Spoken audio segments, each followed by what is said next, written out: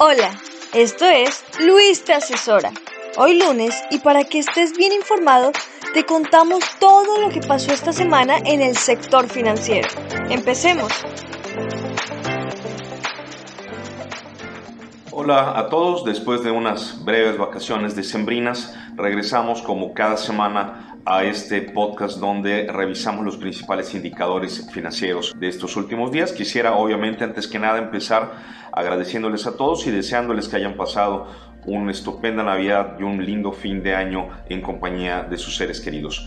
En lo que se refiere a los mercados, esta semana que termina me parece que el tema más relevante es, lo hemos comentado en ocasiones anteriores, el tema del superpeso mexicano. En este momento estamos viendo el tipo de cambio peso contra dólar en alrededor de 19.13 en el interbancario. Ha habido una apreciación ahí interesantona por parte del peso, de tal manera que aquellos que tienen sus portafolios pues muy denominados en dólares, probablemente verán que no han tenido un rendimiento por ese lado.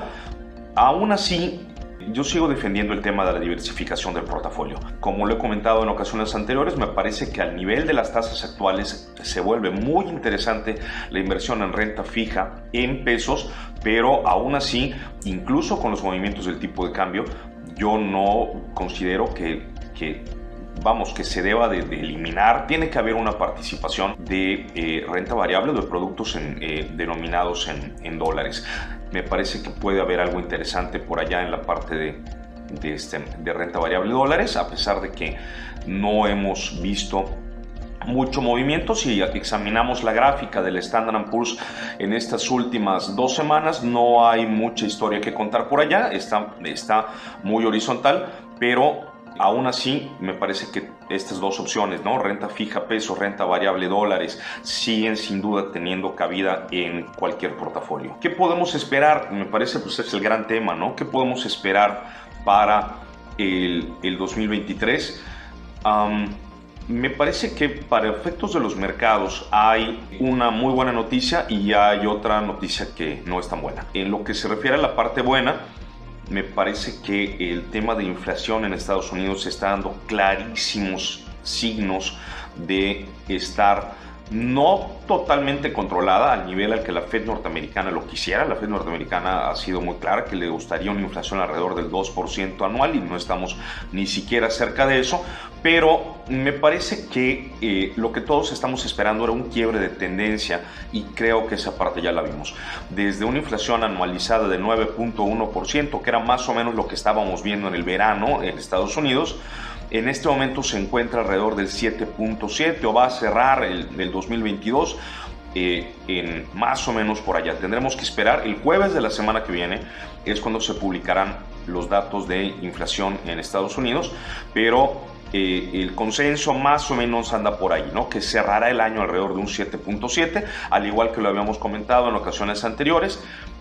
Hay otros signos, por ejemplo, el mercado inmobiliario en Estados Unidos ya claramente frenado, o por lo menos con una velocidad muchísimo menor de la que traía, y esto nos indica también un cierto congelamiento, ¿no? un refresco de la economía, de tal manera que me parece que incluso no estamos esperando una baja de tasas por parte de la Fed, pero con el hecho de que dejase de subir sería un respiro para los mercados. ¿Cuál es la parte mala? Bueno, que los mercados no son la economía, y en la parte económica sí se ven algunos nubarrones. En Estados Unidos el tema de la inflación, que es 7.7%, de todas maneras sigue siendo elevado. En Europa, evidentemente, el precio de los energéticos y las consecuencias en las cadenas de suministro por la guerra en Ucrania, evidentemente continuarán a lo largo del 2023, y eso es sin tomar en cuenta los riesgos geopolíticos de que la guerra en Ucrania pueda derramarse hacia más allá de las fronteras de este país, ¿no? Y por último, la tercera gran locomotora mundial, que es China, que el tema de los lockdowns, los cierres del COVID, a pesar de que ya no parecen ser tan generalizados como el pasado, de todas maneras seguramente seguirán teniendo influencia.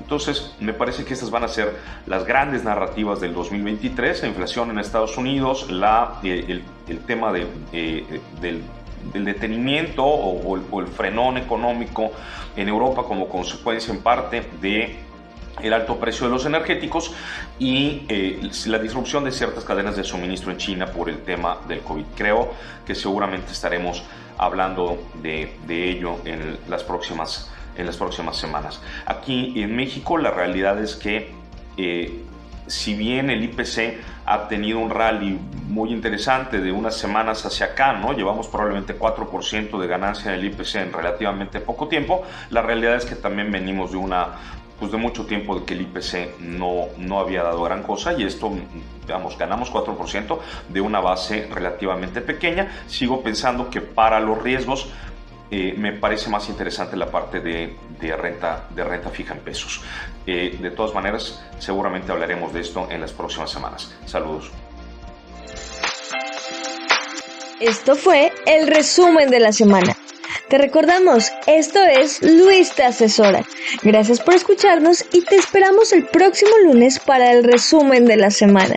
Recuerda seguirnos en nuestras redes sociales, Luis-te asesora y en la página web luisachurra.com.